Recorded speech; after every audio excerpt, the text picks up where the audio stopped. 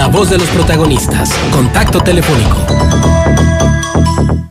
Salvador Ruelas García es miembro de la Asociación de Pensionados y Jubilados de la Narro y nos informa del déficit de 60 millones de pesos que tiene la Dirección de Pensiones de los Trabajadores de la Educación en Coahuila para pago de los docentes jubilados. Salvador Ruelas, muy buenos días. En el estudio Marcela Pámanes y un servidor Juan Ceballos.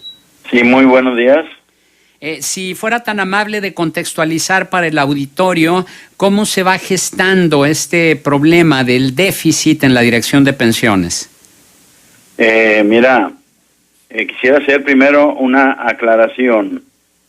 En la Dirección de Pensiones, desde del año 2000, se separaron los recursos de los trabajadores en 3 cuentas institucionales. El dinero de los trabajadores de la UAN va a la cuenta de la UAN. Los trabajadores de la UAC aportan a la cuenta de la UAC y los trabajadores del gobierno del estado, por alguna razón, la cuenta de ellos es de la sección 38, la maneja el secretario de la sección 38. Entonces, en base a los informes financieros de la Dirección de Pensiones de los Trabajadores de la Educación, en el mes de noviembre del año pasado, noviembre del 2018, por ejemplo, la cuenta de la sección 38, en noviembre del año pasado, reporta un activo de 2,943 millones de pesos. Claro, el activo circulante, es decir, el dinero manejable en las cuentas a corto plazo, es 2,686 millones de pesos. Ese es el dinero de los trabajadores de la educación del gobierno del estado. En la cuenta de la Universidad Autónoma de Coahuila, en el mismo mes de noviembre del año pasado, se reporta un activo de 336 millones de pesos. El activo circulante, es decir, el que tienen en cuentas y en préstamos a corto plazo recuperables, son 307 millones de pesos. Entonces, no veo yo dónde están esos 60 millones que se mencionan. Sí es cierto que en el activo no circulante hay dineros por ahí de faltantes, de no aportaciones, de patrones de años pasados. Hay una cantidad de activo no circulante en la UAC de apenas 732,000 pesos, y de la 38 sí son 251 millones de pesos. Entonces, ese activo no circulante son los adeudos, lo que no ha aportado el patrón en tiempos pasados. Pero sí hay activo circulante actualmente. De la Narro es la que tiene menos. La Narro apenas tiene 49 millones en el mes de junio del 18. ¿Verdad? A ver. En noviembre la Narro reporta 111 millones de activo y activo circulante apenas 33 millones. Es decir, la Narro es en la que tenemos más riesgos de que no haya dinero para pensiones. Pero entonces ¿cómo justifican o cómo argumentan este déficit de 60 millones si tomamos en consideración los 2,943 millones de activos del gobierno, los 366 millones de activos también, y que pues realmente no justificaría ese déficit, ¿no?, de 60 millones? Pues no, es lo que yo no entiendo. Mira, si se revisa el ingreso por concepto de pago de pensiones de los activos, de los trabajadores activos, ya ves que les descuentan una cantidad, y el patrón debe aportar otra cantidad para su pensión de los activos, reportan en noviembre ingresos por 156 millones de pesos. Y en cambio, egresos, o sea, el pago a los pensionados, de la sección 38 nomás estoy hablando, de la sección 38, son 150 millones de pesos. Es decir, apenas hay un déficit de cerca de 3 millones de pesos. Entonces,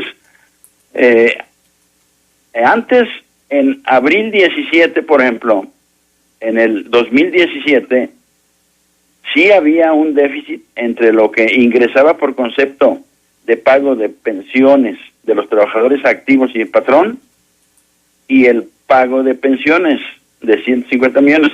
Había un déficit de 66 millones.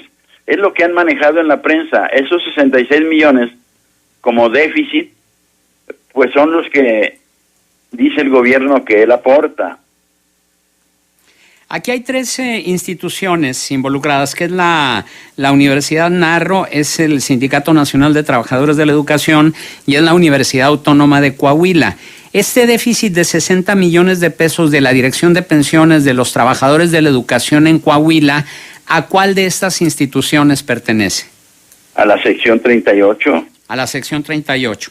Sí. De la que hay sospechas y se han manifestado en diversas ocasiones de que incurrieron en corrupción sus líderes sindicales. ¿Cuál es la opinión que tienen ustedes como Asociación de Pensionados y Jubilados?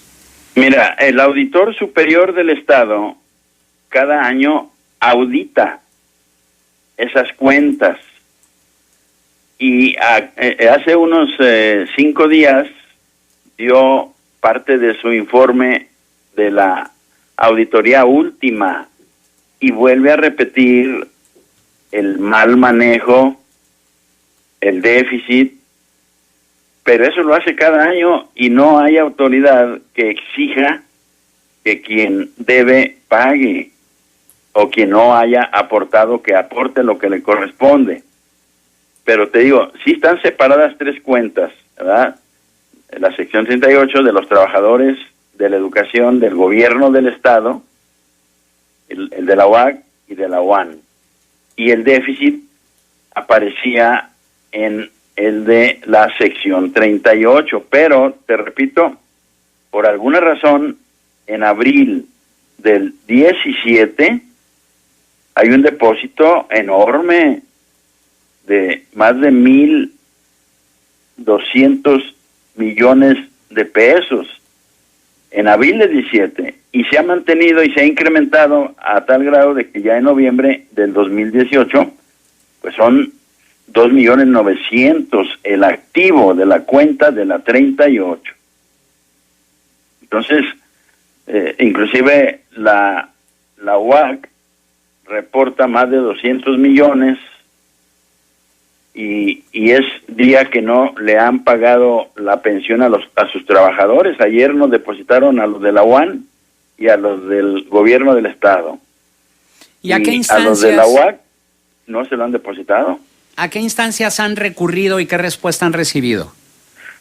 No, pues ya llevamos como 7 amparos, siempre por las leyes que le han autorizado, que le han aprobado al gobierno del Estado, en donde cada año, cada vez que hay un cambio, concentran más el poder en el secretario general de la sección 38, a tal grado de que la gente piensa que el servicio médico es de la sección 38, porque sí ven las ambulancias y dice servicio médico de la sección 38, pero no, es el servicio médico de los trabajadores de la educación, donde hay de la UAC y ya vemos de la Narro también.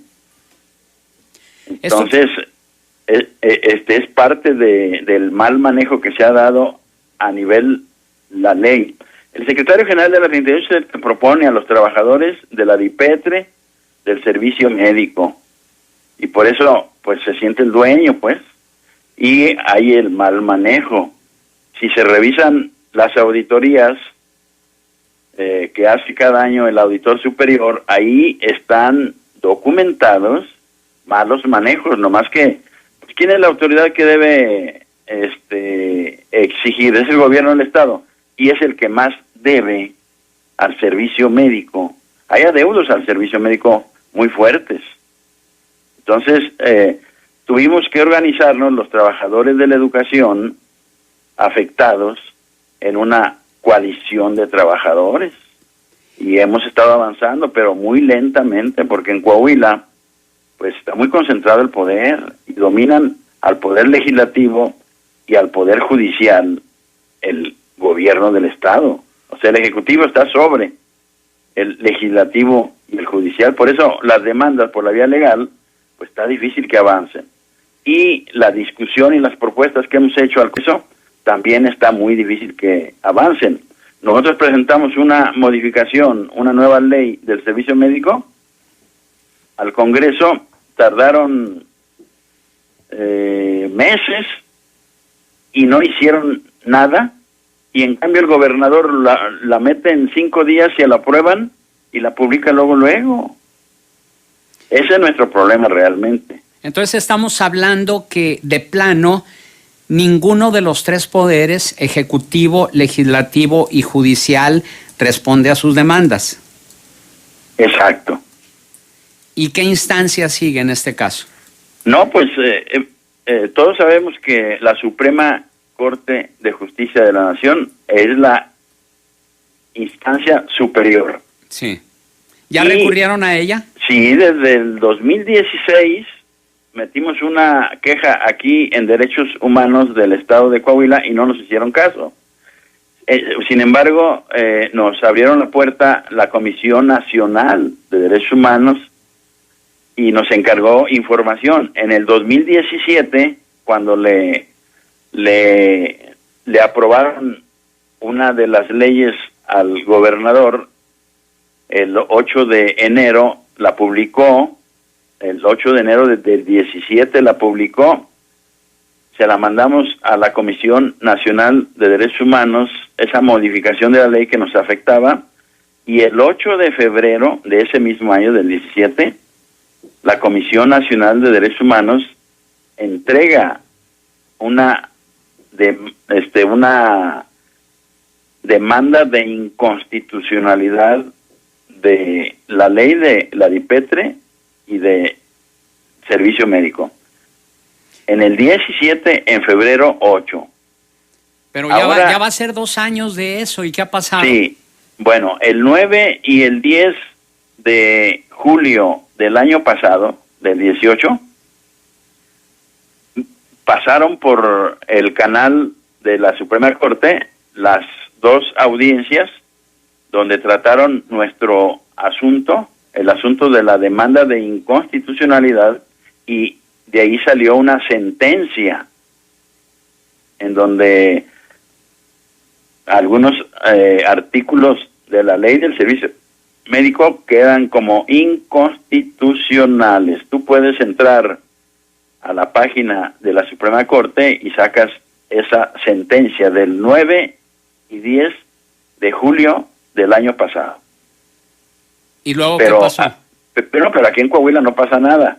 Aunque ya se les comunicó al Congreso y al Servicio Médico y al Gobierno del Estado, no han hecho nada. Siguen cobrándonos los copagos en las farmacias, en las clínicas, siguen cobrándonos lo de servicio subrogado, y nadie nos protege, te digo, porque la autoridad es el gobierno, y el gobierno pues es el culpable, es el dueño del servicio médico. Claro, le entrega al secretario general el servicio médico. Entonces no hay autoridad aquí que nos proteja, a pesar de que ya la Suprema Corte de Justicia sacó una sentencia. ¿Y ustedes claro no que ustedes no han insistido ante la Suprema Corte de Justicia de la Nación el hecho de que no han acatado la resolución del máximo tribunal de este país? Mira, como le aprobaron otra nueva ley al nuevo gobierno el año pasado, después de la sentencia, entonces aparentemente eso anula la sentencia. Ya se metió otra solicitud de inconstitucionalidad por parte de la coalición de trabajadores y también por parte de los diputados del Congreso que nos están apoyando, que por supuesto no son los priistas. Pero desacatar una resolución del Supremo, de la Suprema Corte de Justicia de la Nación constituye un delito. Sí. ¿No han denunciado ustedes ese delito? Pues es que hemos solicitado que se acate, pero nadie resuelve nada. Las cosas en Palacio marchan despacio. Sí, en Palacio ni nos oyen ni nos ven. Uh-huh. Bueno, ¿y qué es lo que sigue? ¿Cuáles son las acciones que van a realizar en lo sucesivo? Bueno, ya entraron de nuevo solicitudes de inconstitucionalidad para la nueva ley. Estamos esperando que avance rápido. Estamos al pendiente con personas allá en México para que salga pronto la nueva resolución. Ahí en eso estamos. Pues estaremos al pendiente, profesor Salvador Ruelas García, miembro de la Asociación de Pensionados y Jubilados de la Narro. Agradecemos su atención para esta emisión de Contextos. Sí, muchas gracias y agradezco también la facilidad y la comunicación con mis compañeros. Buenos días.